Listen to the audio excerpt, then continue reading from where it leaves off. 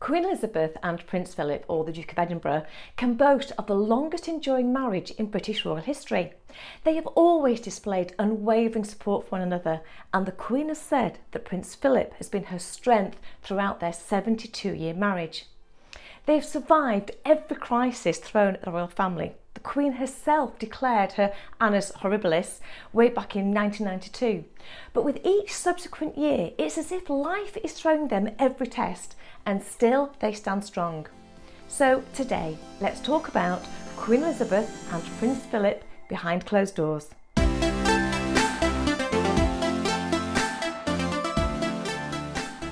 So first of all, let's take a look at the Queen. With her mantra of never explain, never complain, she gives very little away about who she is or what she thinks. So much of what we know about her behaviour and personality comes from the impressions gained from observations and hearing from those she's met over the years. And from the wide range of varied descriptions, she appears to have the ability to adapt a slightly different persona depending upon the relationship that you have with her. The general view of the Queen is of this worldly wise lady who has a very pragmatic approach to events, often focusing on the solution rather than the problem.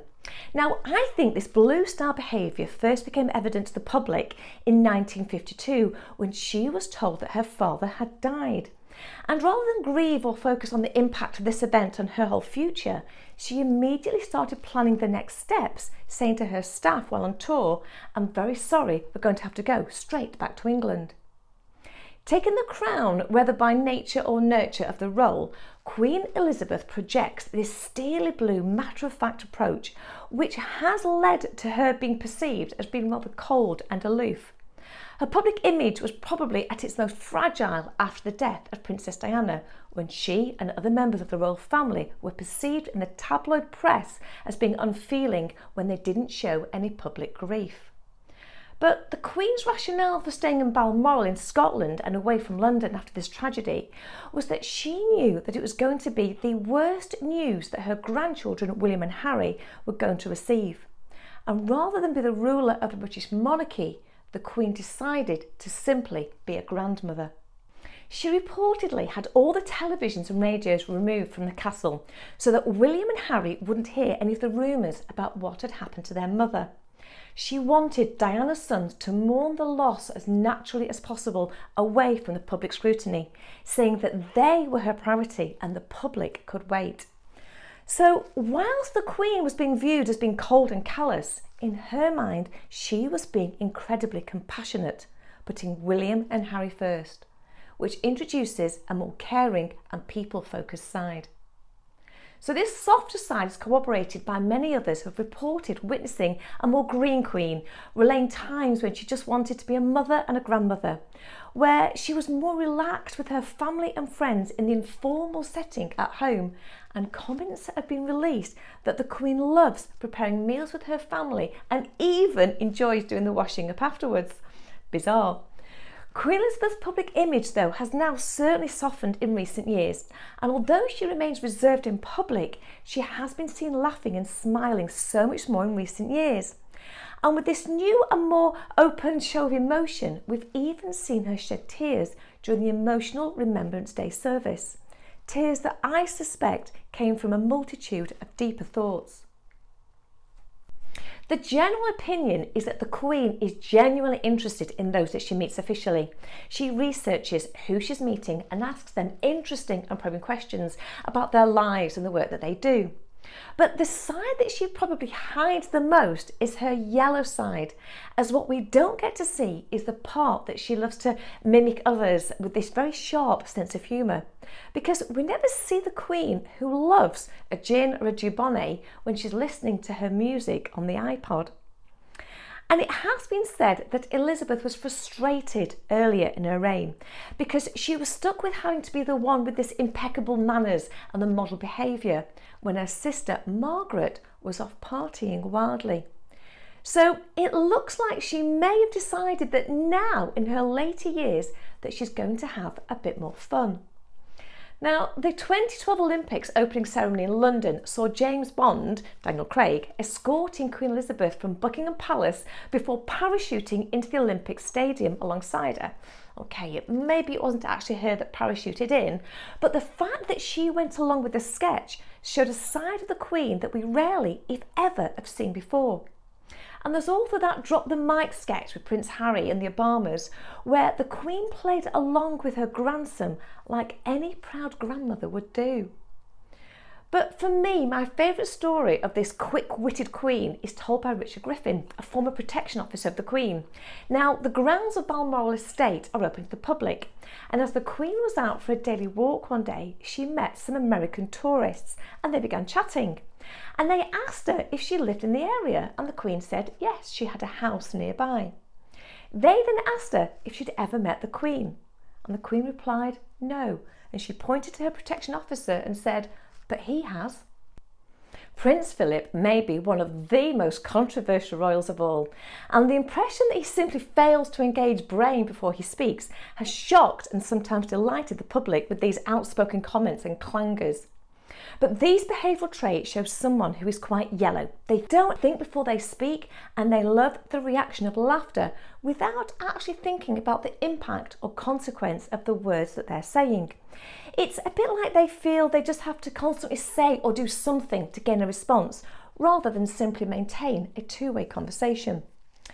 But as public figures go, we love the yellows, and Prince Philip was once called a national treasure by the press for this inability to curb his off-the-cuff remarks. But what we don't actually know is whether he is genuinely the funniest of all the royals, or is he the one who finds the whole royal life thing boring and a charade, and his reaction to all this public scrutiny is that he really couldn't care less about what other people think of him.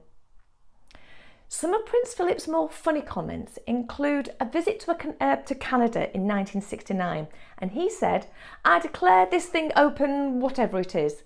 And when asked about marriage, he replied, "When a man opens the car door for his wife, it's either a new car or a new wife."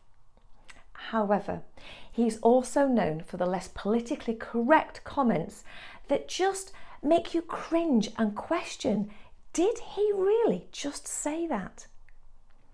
In 2002, when talking to a young female police officer wearing a bulletproof vest in Scotland, he said, "You look like a suicide bomber."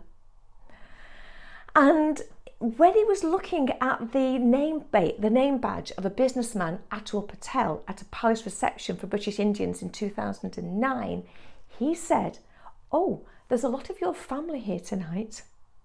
Just beyond belief.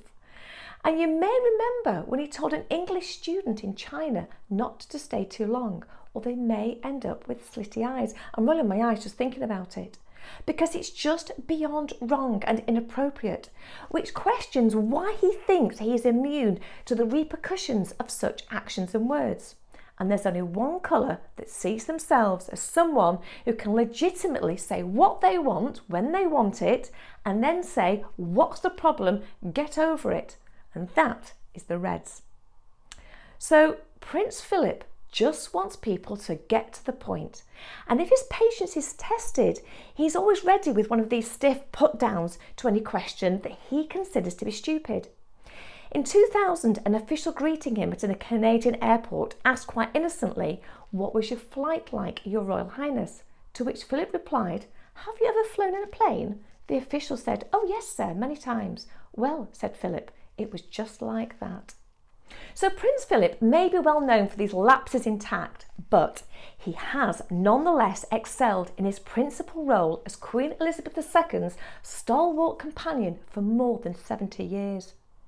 Before the Queen's accession, Philip said that whatever they did was done together, and at the Queen's coronation in 1953, Prince Philip was the first to swear allegiance to her. But behind the scenes, there was always a great debate about his place in the royal pecking order. Because ascending to the throne meant that Elizabeth took on royal duties that she had spent years preparing for. But Philip had just to make the best of it, and he had to adjust being his wife's consort, such as needing to walk behind her when out in public. So this must have been really difficult for this red character that was also searching for the yellow public recognition. And he had to realise that going second place to your wife was not a personality thing or something that many husbands out there will be rolling their eyes now and thinking, yeah, but it makes for an easier life. Going second to his wife was part of the British Constitution. She was the crown, and as such, she always went first. But Philip found a way to adapt to his new role, and Prince William has said that Philip totally put his personal career aside to support the Queen, and he never tried to take the limelight, and he never overstepped the mark. Prince William also claimed that Prince Philip cheered and encouraged the Queen into undertakings she didn't find easy early on, the social crowd-pleasing aspects of her duty, and that he should perhaps take some share of the credit for the recent resurgence in the popularity of the monarchy. But the bottom line is that he is always on her side and an unwavering companion. The Queen's private secretary once said that Prince Philip is the only man in the world who treats the Queen simply as another human being, and he's the only man who can. So strange as it may seem, I believe that she values that aspect of her life, having that one person who sees her as a queen in public, but a wife, mother and grandmother when in private. He is her escape from pomp and ceremony, her grounding and her rock. They say that when you are running a business and on your own, it's very lonely in the top job, as everyone below you looks up for the answers, and you have no one to turn to when in doubt. So for the Queen, having the top job, having a strong character who disagrees with her, who challenges her mind, must not only be vital to her well-being, but also very refreshing. Prince Philip is a headstrong, outspoken man who couldn't care less what other people think. But he's also the one person that the Queen can privately turn to and say, help, I have no idea what to do. Having people curtsy and bow every time you walk past or enter a room must sometimes make you crave that one person who just tells you how it is and maybe what to do. Prince Philip's strong red traits and impatience may be the natural expression of a man of his age and unsettled childhood, or they may be an essential escape valve and his way of letting off steam for a man not temperamentally attuned to life living in his wife's shadow. So our very wise Queen is multicoloured, and she can read what's needed and adapt to any situation in the public eye. While she is head of state in charge of the monarchy as an institution, Prince Philip, on the other hand, has always been head of the family. And it's here maybe where the Queen allows her husband to wear the trousers in their private life that brings this balance that's needed to respect each other's needs and to be allowed to share taking the lead when the time arises. As Philip said right at the very start, whatever they do it together. And for me, it's the one reason why their love story has resulted in such a long-lasting relationship. Thanks again for watching and all the really lovely comments and messages about my shoulder. I've actually got an impingement of the supraspinatus and some issues with the rotator cuff. And to be honest, when I type for long periods, I feel like I've been kicked in my arm and it just goes right down to my thumb. So it's just taking me a bit longer to get stuff out at the moment, but it's nothing compared to what the world is currently facing. So please do stay safe, everyone.